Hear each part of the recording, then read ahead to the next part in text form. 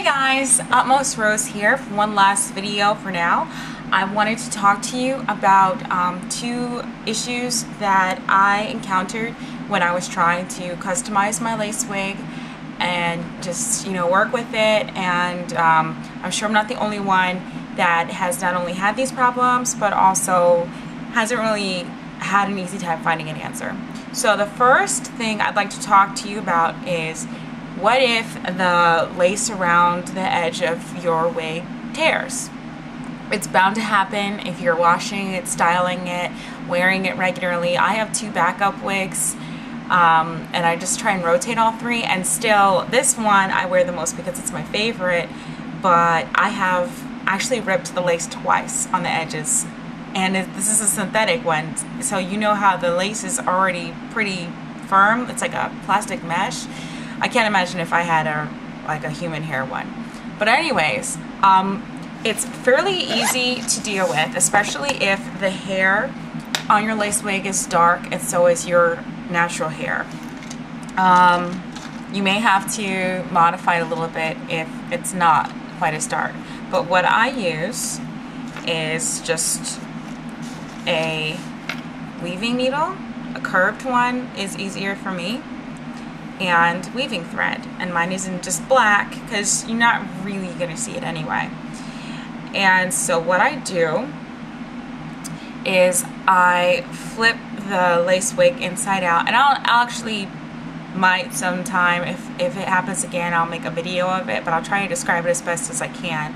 I flip the lace wig inside out, and I take the weaving needle and I just stitch the two pieces together of the now separated lace edge. So I go from the inside to the out, just stitching, pulling it through, stitching, pulling it through, and it actually it's not too bad if it overlaps by like a millimeter or two, because then it's like a more reinforced edge. It's not going to tear again.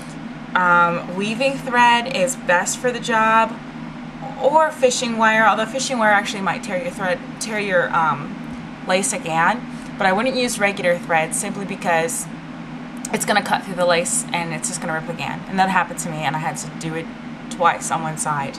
But when you're finished, you just knot it off, and then it's imperceptible. You really can't feel it. It doesn't change the fit all that much. Like I said, it just overlaps by a millimeter or two, and you can't see it if the thread and the hair of the wig and your hair are fairly dark. Now, if you are having like the edge against your skin here, you may notice it a little. So you could either stop just short of the edge where it reaches your skin, or you could use fishing wire, or you could use a different color thread, one that might not be as noticeable. So that's my tip for that. And of course you could do this at anywhere in your wig. The edge, I think, is the hardest spot for a lot of people to like figure out what they're going to do, and most of the time you think, oh my god, I'm just gonna have to like throw this away, or maybe now I have to bond it down so the you can't tell that it ripped there because it's just bonded to my head, but you don't have to do that. So the other thing I wanted to talk about, and I will be making a tutorial of this because I've only done it to this wig so far, is taking your stock lace wig, synthetic wig that you get, from the beauty supply store or the internet. It's not made specifically for you. It's a one hairline fits all sort of deal. They're like straight across. Some of the good ones, are like a little bit more squared, but either it's like round or square. You don't have a lot of widow's peaks unless you're getting it custom to you, or unless you're buying a really expensive one. And I would say the best way is, if you could save up the money to fork over to get your custom hairline put in, there's a lot of sites or a lot of people that you send a tracing in of your hairline and they just put it into the wig that way. But if this is like your first time getting a lace wig like it was mine, you don't want to spend all that money because you might not like it. or you don't have the money, or this is for backup. There could be any reason why you get the regular ones. So what I do is, or what I did with this one is, for a little while I was just like taking the edges and folding them back. Ugh, my thing is flaking. I gotta fix that. Sorry guys. That looks bad. Anyways, I was taking the edges and folding them under just a little bit, and then bobby pinning it, and bobby pinning it in like different strategic spots. And while I was doing that, it didn't look too bad. It kind of looked like, you know, when your hairline goes like that, and then, you know, I had my natural hairline showing, and I was happy with that. But then I started to get really bothered by the ends of the bobby pin at the front, like showing and being too shiny. So then I thought, well, I will just use my alternative way of making it grip to my head. But it worked everywhere except for right at the top, because it had gone out of place. And I don't know, I didn't like it as much. So I thought, well, I'll just mimic it to my hairline. So I looked at a few tweezing videos online, and I decided not to do it on a styrofoam head because that would be too difficult to put it on, tweeze a little, put it back on my head, try it on, make sure it's okay. That would take forever. So what I did was I partially adhered it to my head, just like a loose bond with the products that I use to bond it. And then once I did that, I used a little bit of alcohol right where I knew where my hairline starts to be different, and flipped up that part back. So my real hairline was exposed, and it looked just like this. And then what I did was I took some bobby pins. You can use the big ones if you like, but I just use the small ones. And I put into the wig where the lowest part of my hairline was, and for me that's the widow's peak. So I had it like hooked into here. And then I took another one. So basically what I was doing was I was marking off my hairline at points. And I put it here at the highest point of where it goes in. And this was all into the front, like just pinned into the front of the wig. So I did it on this side, and I did it on this side. And then, let me just hold this here so you get an idea. And it's best if you did this yourself and not told someone how to do it, because they wouldn't know what the different marks represent, but you can kind of remember.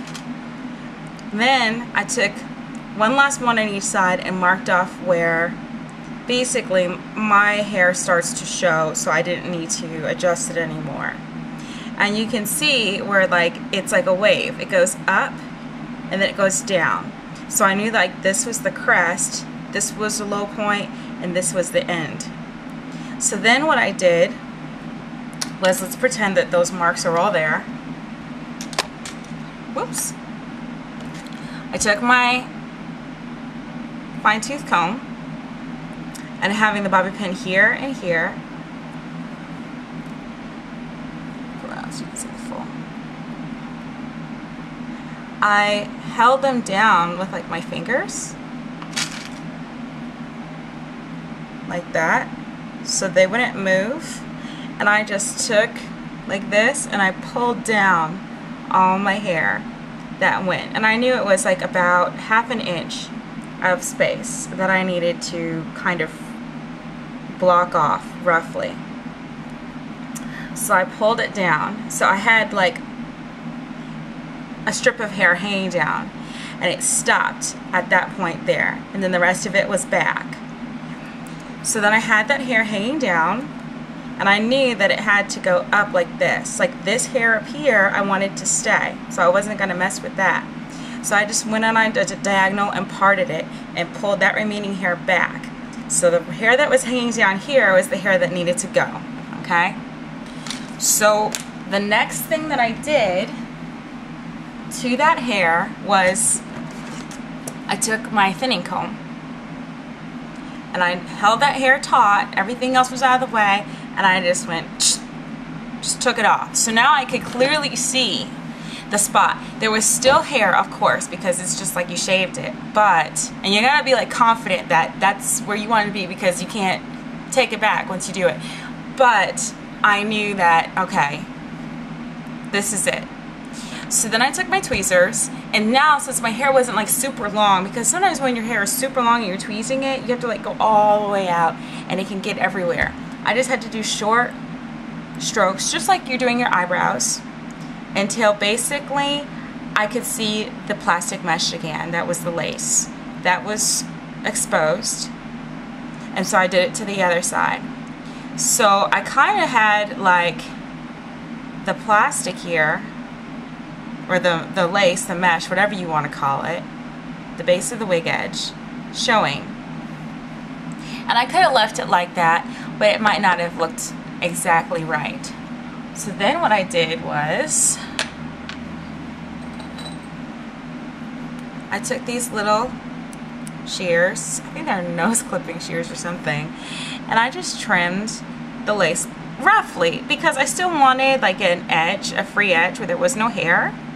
And I also, if you don't trim your lace like perfect, it does look more natural and it's softer because you don't have this solid line.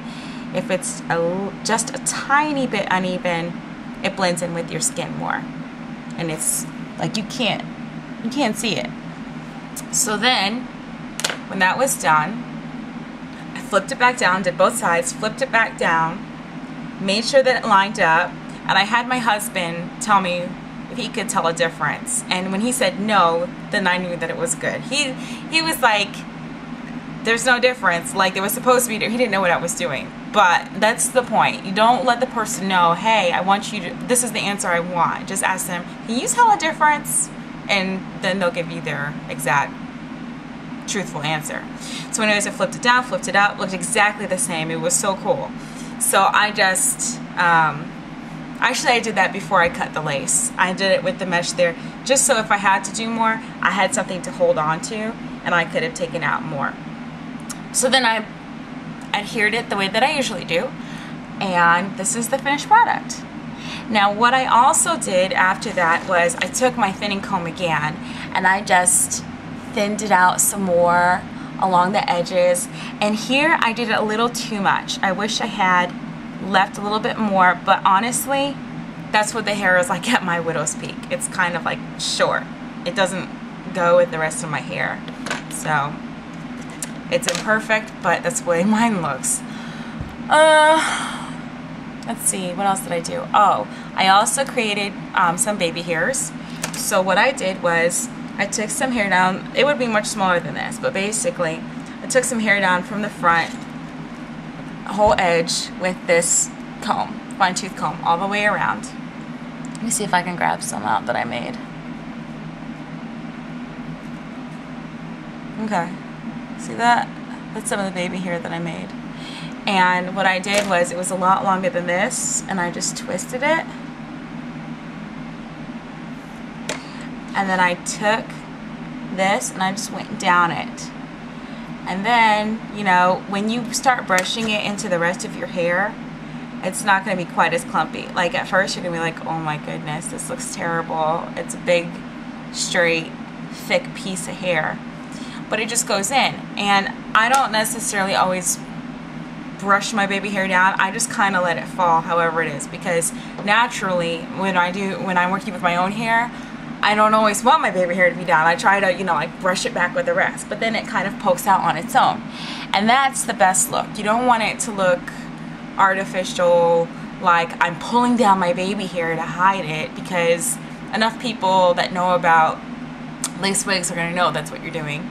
But also, you just want it to happen naturally. So that is what I did. I am so happy, because before I just felt like, ugh. Like, see, I just look so, it does not look right straight across to me, because I'm used to having my widow's peak.